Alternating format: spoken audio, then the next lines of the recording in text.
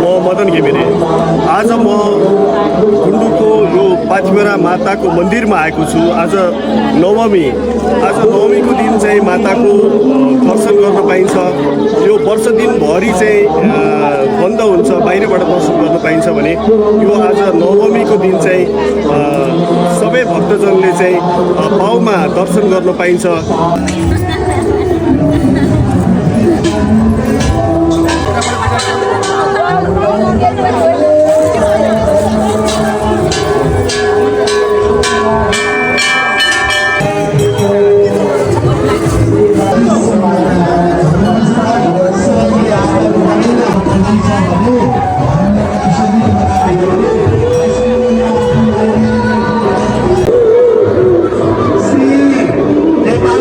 गरेको सहयोग अब म उल्लेख गर्दैछु फेरि पनि आफूले गरेको सहयोग नाम आएन भने भन्नुहोला।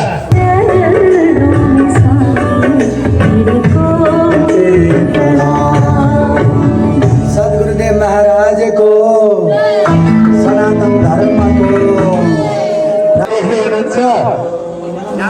यो अवसर यहाँहरूले पनि यदि चाहनुहुन्छ भने यो 4 बजेसम्म, आज अपराह्न 4 बजेसम्म चाहिँ माताको मन्दिर खुला रहनेछ। यहाँहरू पनि